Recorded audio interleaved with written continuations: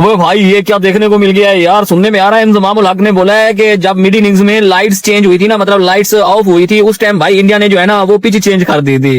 कोई सेंस है बात? मतलब हद है भाई। जो कह रहे हैं कि पाकिस्तानी रो रहे हैं, पाकिस्तानियों को कोई प्रॉब्लम है, हमें कोई प्रॉब्लम नहीं है। खेल की बात कह रहे हैं, कुछ सवालात ऐसे हैं कि जिनका जवाब इंटरनेशनल क्रिकेट काउंसिल और बीसीसीआई को देना चाहिए। लोग कहीं ना कहीं कोई कंट्रोवर्सी आपके साथ क्यों लेकर आते हैं, इंडिया के साथ ही क्यों आती है, किसी और के साथ क्यों नहीं आती। अब इंडिया को मुबारकबाद दी जाए कि आईसीसी को मुबारकबाद दी जाए, जिस तरह का वर्ल्ड कप, मुझे लगता है कि वर्ल्ड कप ये सारा प्लान इंडिया के लिए किया गया था। जिस तरीके का उनको अहमदाबाद के अंदर विकेट दिया गया, जिस तरीके का उनको वानखेड़े के अंदर विकेट दिया गया। लोग बात ये कर रहे हैं, आपके बैट ही अलग है।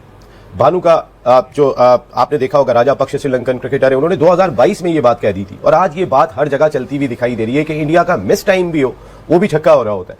इंडिया का जरा सा टाइम हो जाए तो वो 90 metre. I am still shocked. इतने छक्के, इतने चौके, इतने छक्के, इतने चौके, ऐसा लग रहा था कि ये गेम नहीं कोई वीडियो गेम चल रहा है और किसी ने इजी मोड में इंडिया को बैटिंग करवा दी है। देर मार 4.5 शुरू के 2 ओवर्स के हटा के उसके बाद it was written India all over the game. India की परफॉर्मेंसेस की अगर बात करें, उसकी बैटिंग की फिलहाल बात हो रही है। एक टीम जो सेमीफाइनल, एक वर्ल्ड कप के सेमीफाइनल में भी 250 कर दे, फाइनल में भी 250 कर दे, तो मेरा मतलब है कि कुछ तो है ना उस टीम के अंदर, कोई तो स्ट्रेंथ है ना। उन लोगों ने काम तो किया है ना, वो फेयरलेस क्रिकेट खेलते हैं, खेल रहे हैं। जब से मैं देख रहा हूं उनको ये लास्ट। और पता नहीं न्यूजीलैंड के कप्तान ने टॉस जीत के क्यों ये फैसला किया कि वो इंडिया को पहले बैटिंग कराएगा। और वो सेमीफाइनल क्या उसने नहीं देखा था? क्या उसने उससे पिछले वाले मैचेस नहीं देखे थे कि वो पहले बैटिंग करके इतना बड़ा स्कोर कर रहे हैं? और फिर हर चीज पहले से जिस टीम को मालूम हो, एडवांटेजेस हो, वो टीम फिर इसी तरीके से कामयाब भी होती है। ब्रूटल बैटिंग, शायद मतलब इतनी खतरनाक बैटिंग जो है वो इंडिया की तरफ से हुई है कि एक वक्त को ऐसा लग रहा था कि आप हाइलाइट्स देख रहे हैं। सवेरे देखें आप, क्यों न्यूजीलैंड इतना गंदा खेला? वो टीम जिसने तबाहियां मचा दी थी, वो फिन एलन जो 33 बाल 100 करके आ रहा था, वो न्यूजीलैंड जिसको देख के लोग कह रहे थे भाई इंडिया को अब डरना चाहिए, ये फिन एलन और सैफर्ड चल गए। वो न्यूजीलैंड को क्या हो गया? वो फिन एलन कैच छोड़ने के बाद फिर भी उसने फील्डर के हाथ में दे दी। ये न्यूजीलैंड ने फाइनलिस्ट वाली परफॉर्मेंस दिखाई है, इतनी बड़ी जीत मतलब इंडिया को दे दी है इस स्टेडियम में। लोग कह रहे थे ये स्टेडियम अनलकी है, ना ये स्टेडियम अनलकी रहा, ना न्यूजीलैंड ने कुछ फाइट की जो एक्सपेक्ट किया जा रहा था। उसके बावजूद इंडिया इतने बड़े डिफरेंस के साथ छक्के लगा रहा है। तो लोग अगर बात कर रहे हैं कि ये बैट कोई दूसरा खरीद भी नहीं सकता, जो उन्होंने बात की थी, उन्होंने कहा कि इंडिया के बैट दुनिया से अलग है जिनसे वो क्रिकेट खेल रहे हैं, फार फार सुपीरियर। और उन्होंने कहा कि ये चीज सब ले भी नहीं सकते ये बैट। ये क्या बात है कि लोग ले भी नहीं सकते? क्या ये बैट सिर्फ इंडिया के लिए बनते हैं?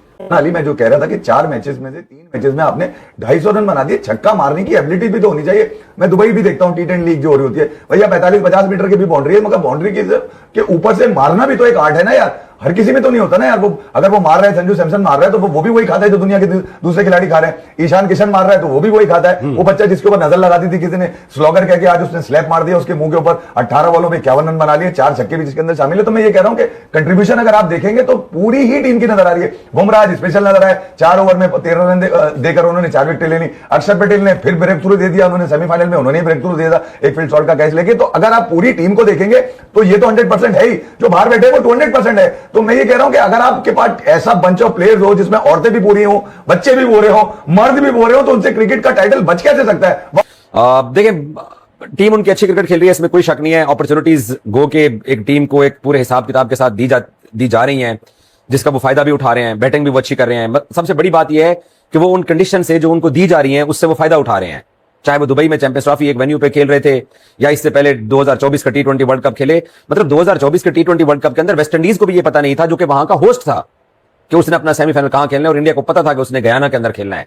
तो जब आपको विकेट का पता हो, वेन्यू का पता हो, और फिर आईसीसी विकेट भी तैयार करने में अगर आपको मदद भी कर सकता हो, तो फिर आप इस वर्ल्ड कप के अंदर भी श्रीलंका को आखिर में आगे अनाउंस हुआ, आखिर में, कि आप अगर सेमीफाइनल में आए तो आप कोलंबो में खेलेंगे। और किसी के लिए नहीं बनते हम बात। आई गेस माइकल वॉन का दूसरा ट्वीट है ये रहा। ओके, माइकल कहते हैं fantastic striking, but let's be honest, this isn't a fair balance between bat and ball. Gentleman की जानिब ये दोनों ट्वीट्स लेके जाता हूं। एग्री करते हैं इस चीज से आप? बस करें ड्रामा, बस करें ड्रामा, सब व्यूज के लिए ड्रामा है। दूसरों के लिए बैट बॉल नहीं है, इस पे बॉस मेरी बात, दूसरों के लिए 55 की बाउंड्री नहीं है, बिल्कुल दूसरों के लिए 65 की नहीं है, अपने लिए सबके लिए। मतलब जब खुद नहीं हो रहा तो इंडिया ये कर रहा है सब। यार मैं बताऊं, मैं तो बिल्कुल हर जगह भी ये बात करूंगा, यार बस करो ड्रामेबाजियां, ये नहीं मार सकते आप इन लोगों को, यार नहीं मार सकते। अब ये ड्रामा शुरू हो गया, छोटी बाउंड्री कर दी, विकेट फ्लैट बना दी, ये कर दी, वो भाई दूसरों के पास भी है ना, तुम भी जाओ ना, मारो ना। क्या मतलब क्या न्यूजीलैंडर्स जो प्लेयर्स हैं ठीक है, क्या इंडिया में आईपीएल नहीं खेलते? क्या उनको इंडियन कंडीशन नहीं पता? यही वर्ल्ड कप न्यूजीलैंड में करा दो, मार के आ जाएंगे तुम लोग वहां पे। वो इंडिया को पता था कि उसने वानखेड़े खेलना है, तो डिजर्व करती है इंडिया की टीम जीतना। चैंपियंस की तरह खेली है ये। उनकी बैटिंग उठा लें, उनकी बॉलिंग उठा लें, उन्होंने बड़ा जबरदस्त डिलीवर किया है। उनका ऐसा यूनिट के तौर पे वो खेलते हुए नजर आए। सवेरे जो हमेशा मैं एक बात कहता हूँ कि बेंच पे जो बैठे हुए ना, अगर वो लड़के भी सारे खेल जाते ना तो वो ये उनसे भी ज्यादा बेहतर थे। हाँ। तो बेंच जब आपकी बेंच स्ट्रांग हो ना सवेरा, जी। तो चाहे वो कोच हो चाहे वो कप्तान हो, बड़ा स्ट्रांग फील करता है। हाँ। उसे चेंजेस करने में कोई मसला नहीं होता। पाकिस्तान के खिलाफ चेंज करने की जरूरत नहीं थी उसको, उन लोगों को टीम, लेकिन उन्होंने उसको कुलदीप को खिलाया, एक और को खिलाया। तो कहने का मतलब है कि वो किसी की जगह भी किसी को खिला सकते हैं। और जो खेल रहे हैं उनको ये पता है कि हमारे पीछे बेंच में एक लड़का बैठा हुआ है, दो लड़के बैठे हुए, वो हमारी जगह पे आ सकते हैं। बिल्कुल। तो आई मीन के हर लिहाज से वो चैंपियंस की तरह खेले, दे डिजर्व टू विन। और अगर आप उससे सीख नहीं सकते तो कम से कम हसद मत करें यार, कम से कम जले मत उससे, अपने आप को उसके बराबर लाने की कोशिश करें। लेकिन मैं सवाल आपसे पूछता हूं सर, मुझे सिर्फ यह बताइए कि क्या इस लेवल की क्रिकेट जो इंडिया खेल गया है इस T20 वर्ल्ड कप में, इस फाइनल में खासतौर पे, सेमीफाइनल में और खासतौर पे फाइनल में जो क्रिकेट इंडिया खेल गया है, क्या वो पाकिस्तान खेल सकता है?